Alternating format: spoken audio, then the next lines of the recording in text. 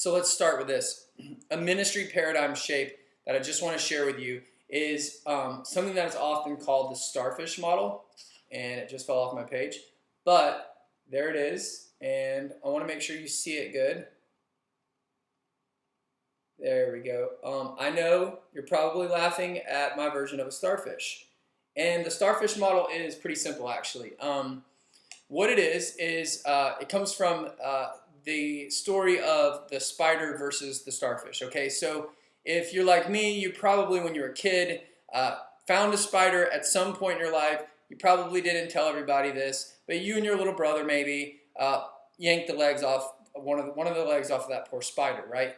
The spider is a centralized figure where this has no head in the middle. A spider has 8 legs, and its equilibrium is kept by a centralized hub of neural pathways, right? So that's where the spider's head is in the middle. And if you pull that leg off the spider, essentially that spider, we all know, will lose its balance, its equilibrium. It will not function as it was intended to function, and it will eventually get eaten up or hurt or die because of the fact that it was knocked off of its natural rhythm. And what we want in ministry is a rhythmic type of ministry that's reproducible, like I said earlier. So now that's what happens if you pull the leg off of a spider.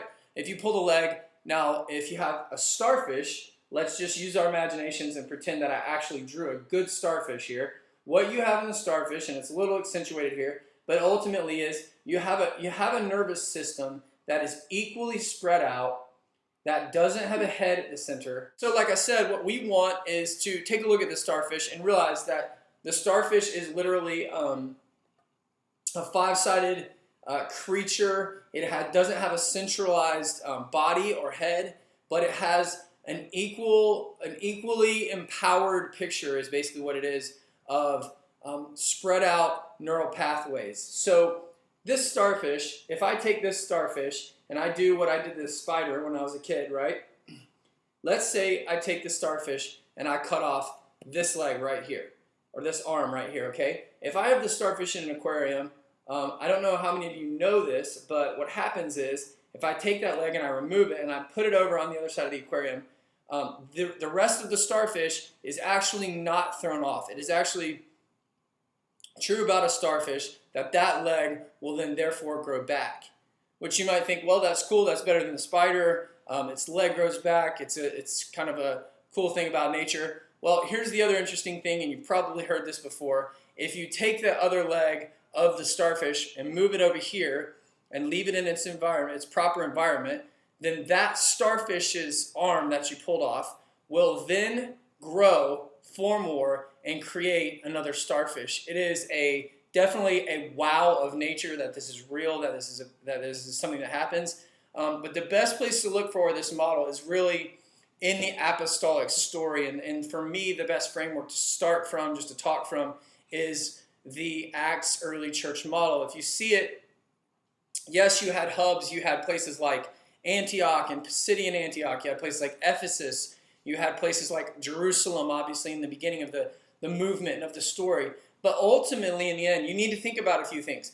When we see the gospel take off, it takes off in a very viral manner, almost chaotic at times, and it even takes off with persecution. So like I could show you this, and I could even tell you that Acts chapter 6 and 7, where we see the story of Stephen's martyrdom and the persecution of the early church, would be like the enemy tried to cut an arm off the starfish. And when that happened, and the diaspora, the dispersion of the early believers took place, right?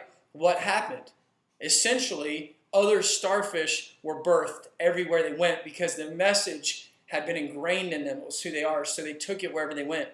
And everywhere they went, we see the apostolic era developing what's basically just a network of just new starfish, if you will, just popping up everywhere. So with this idea of ministry, we have to understand, one, during that time, think about this. One, they didn't have any Bibles. Even the Old Testament, not your average person, had it. There was no printing press, and so everything was pretty much oral. Even in the first 200 almost 300 and something years of the church. You didn't have the New Testament scriptures put together. Paul's letters were about the only thing circling most of that time. And so with all that considered, and if you consider that the church was actually, the Church of Jesus Christ was a sect of Judaism that was actually illegal in the Roman Empire, you really have to take this model and realize that we have inherited a Western version of church that is a spider, that has a spider mentality.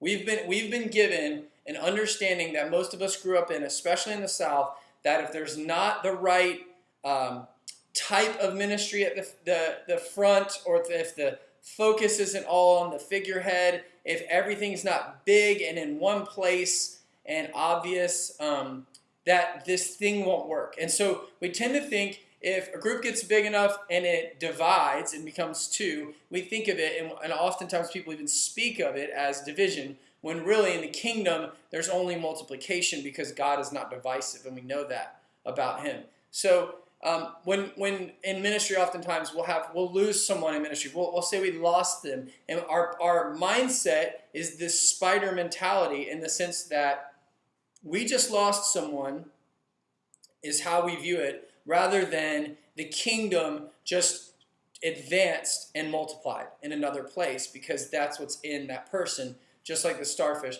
So I only use that to build a foundation for how we see ministry. And one of the things that's so important about seeing apostolic ministry, and I say that in a modern missional, as an evangelical term, we want to be relevant.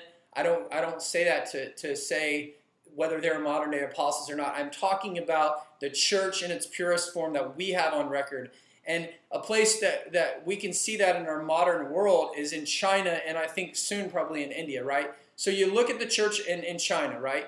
The church was very much like the starfish when Mao Zedong took over, right? So in the 1920s, we had taken the spider model of the church. We'd taken our big buildings, we'd taken our Western Christianity, and we'd gone into China with our missionaries, and Mao kicked everyone out. And when he died and the curtain came down and everyone was allowed back in the late 70s and early 80s, missionaries and Christian leaders, all of us, we thought we were going to go in and see the church non-existent.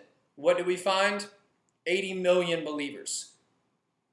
People who didn't have Bibles everywhere, people who didn't have huge worship bands and ministry centers, people who didn't have an organized outfit of perfect leadership like you see in a business model. None of that was in place, yet this type of a setup had really reigned in the scenario. And so you see that God works through this. He still breathes on this type of a model, and it's the way he does church, whether we get on board or not. And if you're like me, you want to find out what God's blessing and what he's doing, and jump on and understand the kingdom the way he has laid out the kingdom.